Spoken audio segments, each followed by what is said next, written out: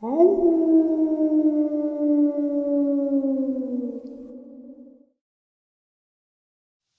greetings and salutations, everyone, and welcome to today's bonus upload. Before we jump into this very interesting bonus, couple links. As many of you know, I rely on Patreon, PayPal, channel membership, and the merch to help the channel to continue to grow and go. Links to Patreon, PayPal, and channel membership is in the description below. Merch displayed directly under the video. Also, Dogman Frightening Encounters, Volume 1 through 3, the audiobook versions. They were written and researched by Tom Lyons, narrated and produced by me, Jeff Nadolny. Those audiobooks are available on Audible, Amazon, and iTunes, links to which are also in the description as well. And finally, last but definitely not least, if you'd really like to help support the channel to continue to grow and go, simply subscribe. It doesn't cost you a cent. Click the like button, takes half a second. If you don't want to miss out on any of the informative uploads I put out daily, click that bell icon, and folks, please leave a comment. Why? Well, because these things really do help the channel to continue to grow and go, and yes, they do matter. Now, everyone, I have taken far too much of your time. Let's jump into today's bonus, shall we? Today's first encounter. One evening back in high school, a couple of friends and myself drove out to a very rural spot to get stoned and hang out. There wasn't a lot to do in my small hometown of rural Indiana, so these country cruises, as we call them, to random locations was normally the highlight of our weekend. There were lots of these spots that we frequented. Some were more secluded than others. We decided to go to a spot known as Green Valley. It was a public lake and fishing area, so it technically closed after dark. Not that it mattered, because there isn't a gate and cops rarely came. Plus, there are a lot of Jeep trails that lead back into the woods, so if you're in a four-wheel drive vehicle, which we were, it's fairly easy to find a spot, park, and be hidden from the view. By the time we had arrived, it's nearly dark, so we pulled onto the main area of the lake, drove around to the backside, entered the woods via the Jeep trail. It had been raining a few days before. The trails were muddy, even without the rain, and had deep ruts in some spots from past visitors who were just mudding. Yeah, it's exactly what it sounds like. We drove big trucks and Jeeps through mud pits in the attempt to get our vehicle as dirty as possible. Like I said, real small town. We didn't want to get sucked, so we stayed relatively close to the entrance of the trail. We drove back far enough to be hidden from view, killed the Jeep, turned on the radio, and proceeded to roll up some joints. My two girlfriends and I smoked and talked and laughed about meaningless random stuff. We were having a good time when suddenly something hit the hood of my Jeep. Not loudly, but enough to make me look in the direction of the noise. I rolled the window down, but didn't hear or see anything, and my friends seemed to not notice.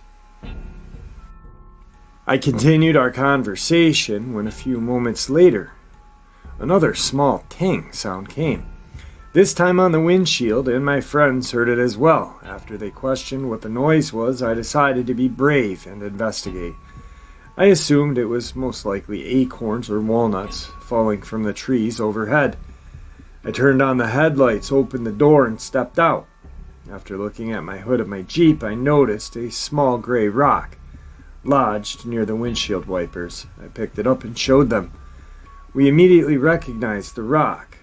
The front parking lot of the lake is made entirely of them. I quickly climbed back into the Jeep and rolled up the window and locked the door. Assuming someone was messing with us, we decided it was time to pack up and head out.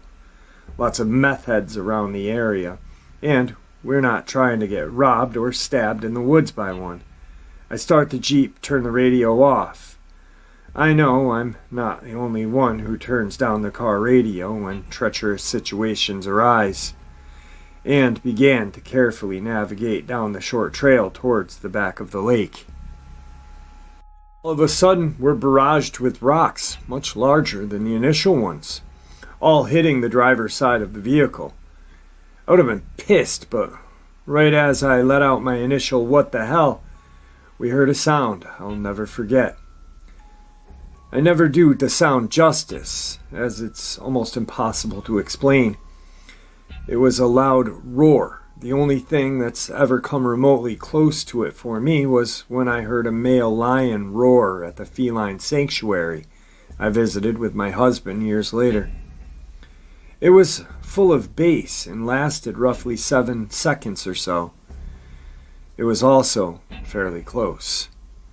It was time to get the hell out of here. I floored it. We almost reached the trail entrance as I was driving way too fast when suddenly something slammed into the side of the Jeep, hard enough to make me fishtail a bit, followed by the same sound that we heard the first time, only higher pitched, almost like it had been injured. I slammed on the brakes, and in typical panic conversation between us, you know the one. "What the hell was that? Did we hit a deer? That wasn't a deer. Oh shit, let's go." I quickly continued down the trail, and was finally in view of the lake, when my friend in the back seat started screaming. "Oh my God, look, look!" My friend in the front seat and I looked out the driver's side window to see a, in quotations, man running through the woods towards the lake.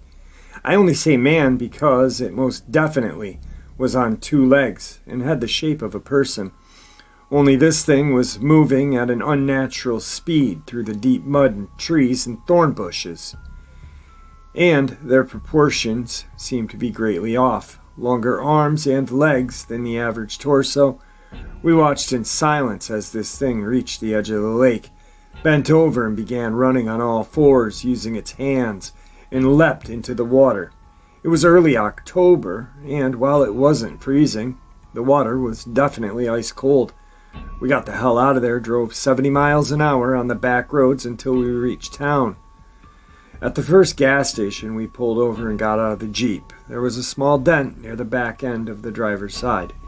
I lied to my parents and said I had backed into a pole. We decided it was best not to tell anyone, as we didn't want to sound insane. But every time I looked at that dent, I thought about it. I went back to that area multiple times during high school and never saw anything again. But through the years, I've heard others seeing peculiar things out there, including one strange story of a group of kids seeing a man shoot himself while sitting inside of his car. They went to call the cops and came back to find nothing. Today's second encounter. This is my experience with what I believe to be a dogman. This happened in July. I was working at a very big factory in Stigar, Arkansas, in pretty much the east central part of the state. One night I got off of work at around 8 p.m. I went to one of my coworkers' houses and proceeded to indulge in plenty of beer. It was well after midnight when I left his house to make the half-an-hour drive home back to my house. Don't drink and drive, guys, please.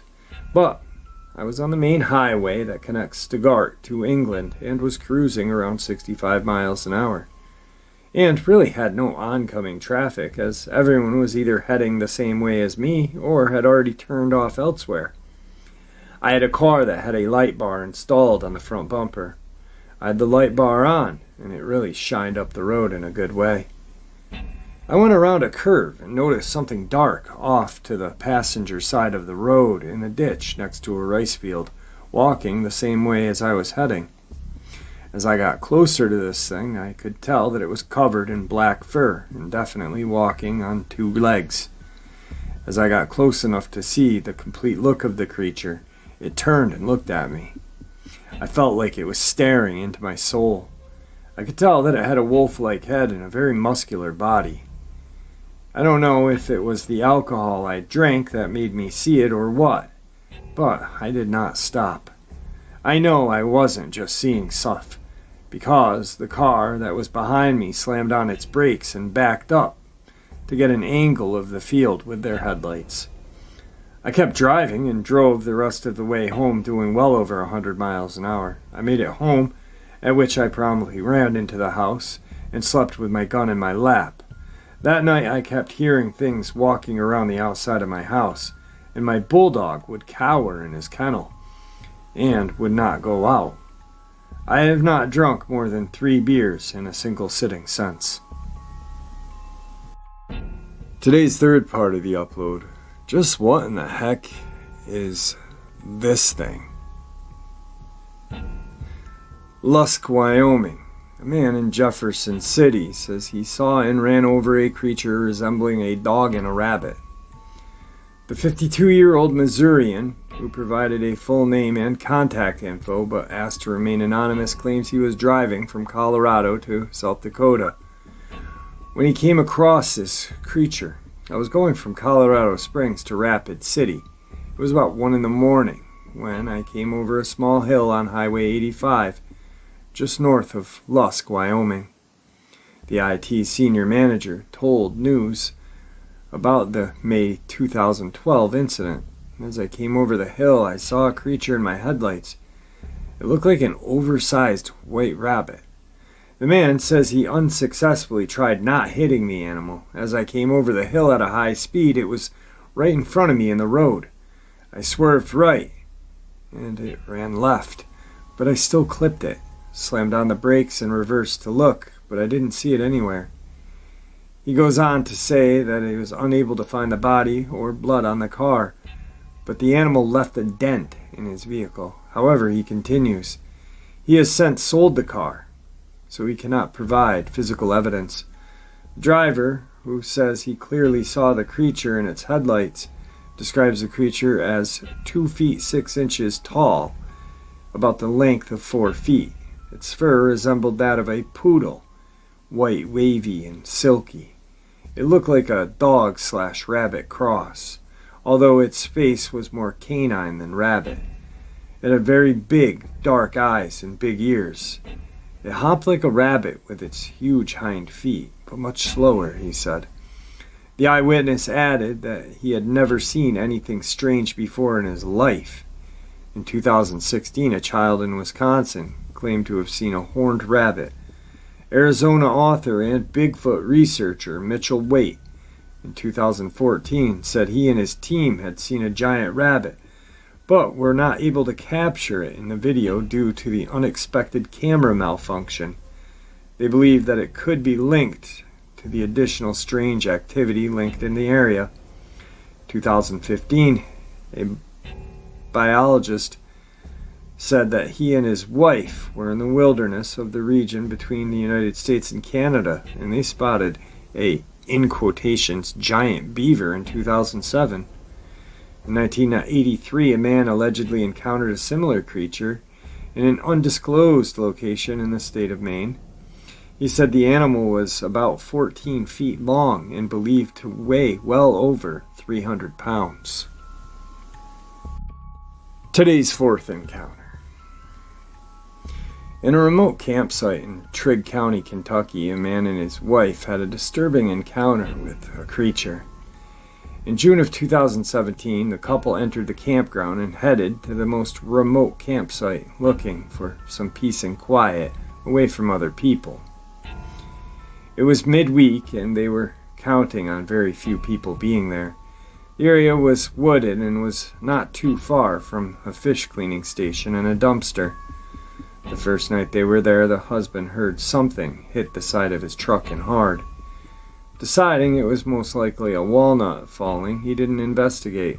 He also dismissed the sounds of sticks falling in the woods, as that's natural occurrence in the woods. The second night became a little more interesting. The couple were up a little later than usual. Having been on the phone with some friends, they were still talking quietly with each other as they were getting ready for bed. It's not certain how long they had been sleeping when the wife woke her husband, telling him that she had heard something moving in the trees. He was sure it was probably a bear, so he listened. At first, he heard 5 to 6 owls hooting non-stop, then some coyotes howling. The birds seemed to be awake and were also making a noise. Within 30 seconds, everything felt silent. That was when they heard something come crashing down the hill through the trees. They could hear the very heavy footsteps and branches breaking. It definitely sounded bipedal and not a bear, and not a deer. Even when the man coughed, the footsteps did not falter. Realizing that the flashlight had been left in the truck, he left the tent to retrieve it. He swept the tree line with the flashlight, but was unable to see anything. He also turned on the headlights of his truck's high beams. No intruder could be seen in the light, but the footsteps stopped. That was when they heard the sounds of 2 exhales, like someone sighing. And then, just as suddenly, he could hear whatever was heading back up the hill, making just as much noise when it came down. When it started to get light, the witness was able to see branches and sticks were broken, ranging from 5 to 6 feet high off the ground.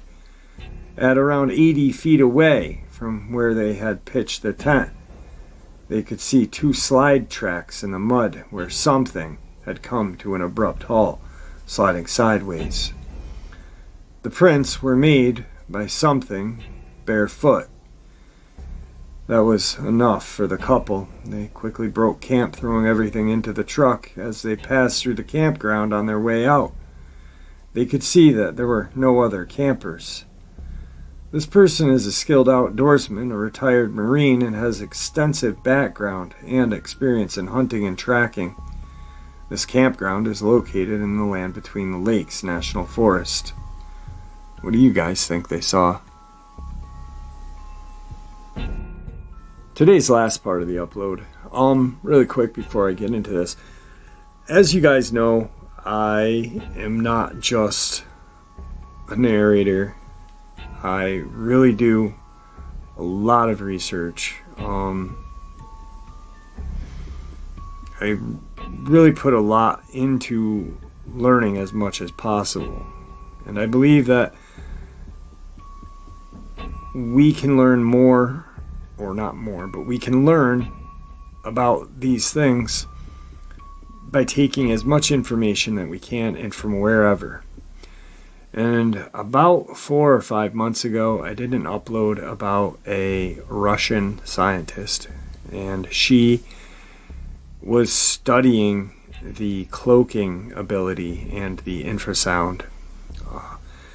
Then the Russian government heard what was going on and confiscated all of her research, paperwork, and stuff like that, and forced her to work for them with no funding from the military. So she was forced to work for the Russian military with no funding.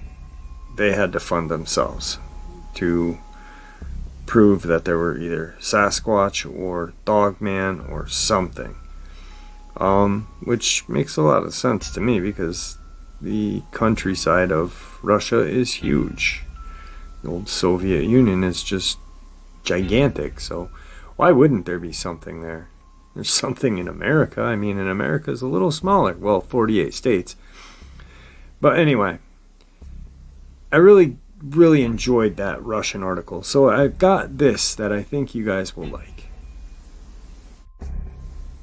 1925, Russia's Caucasus, Pamir Ridge in the Vancha Mountains. The setting is the little-known grandeur of the Russian Caucasus Pamir Range. The year is 1925. While pursuing soldiers of the Ousted White Russian Army, a relentless Red Army troop searched the rugged terrain, hearing tales of a beastman who lived in the higher reaches of the soaring Vanch Mountains. They came upon a cave that looked to be a stronghold for their formidable enemies, the White Army. The commanding officer ordered his men to open fire into the cave's opening. To their shock, a wild, hairy creature ran from the cave's mouth, screaming inarticulately in the hail of bullets. It fell to the ground, mortally wounded. Several minutes passed before an officer and his troops approached this beast, sprawled out in the dirt before them, lifeless. Staring down at this fallen creature, General Mikhail Stepanovich Toplowsky thought at first it was an ape. It was covered with fur, he said, but I knew there were no apes in the Pamirs. And, moreover, the body looked more human than ape-like. Indeed, fully human. A physician attached to the unit would later write this: "He didn't look totally like a man, but it was not an ape either. It was male, about 2 meters tall, 6 feet 7 inches, covered with dark brown hair, and the face was dark, distinctly ape-like. What was it? Could the wild thing have been the Russian Kaptar that we hear about today?" The entire troop stated in their briefings that when the beast ran from the mouth of the cave, it did so on 2 feet, fully upright, dazed, terrified, and fatally injured. Others said the creature appeared to be in the obvious confused state of the pain as it fell, not able to carry the body of the creature with them. They buried it under a stone covered with cairn near the mouth of the cave. As with many tales passed down through the time, variations in the recounting will occur.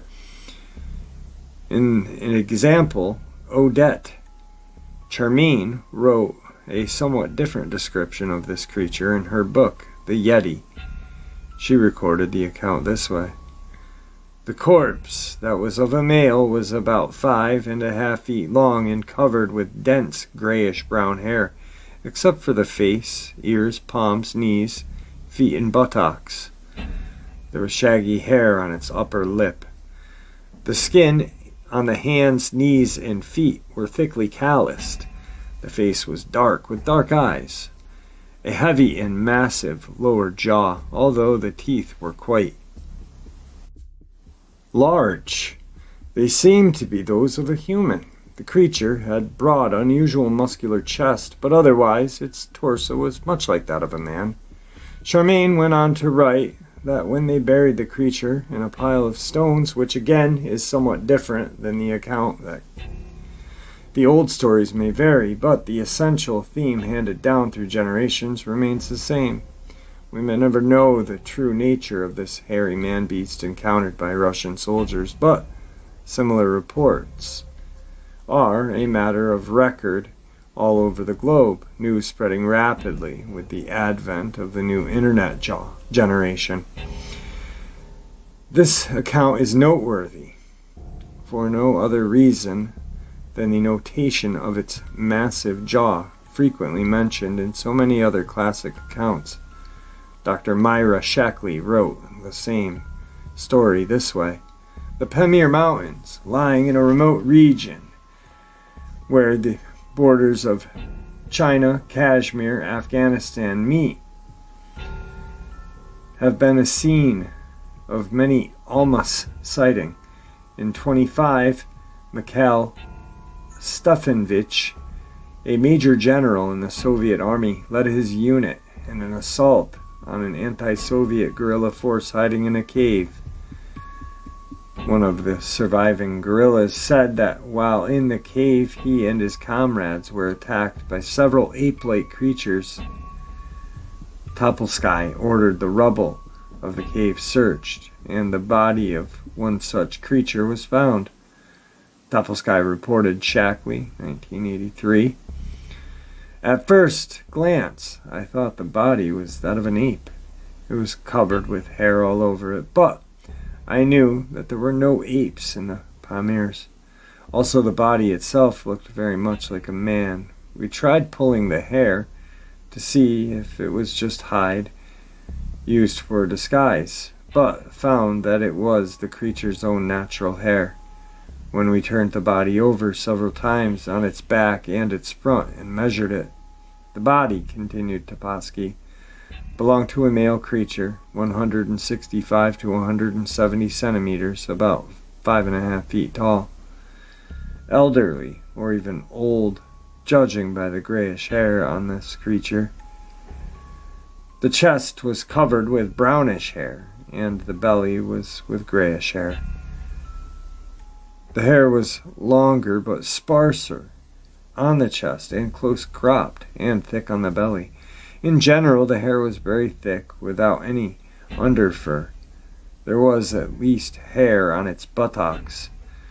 from which fact our doctor deduced that the creature sat like a human being. There was most hair on its hips. The knees were completely bare of hair and had callous growths on them.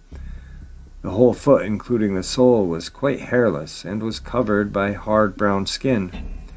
The hair got thinner near the hand, and the palms had none at all, but only calloused skin.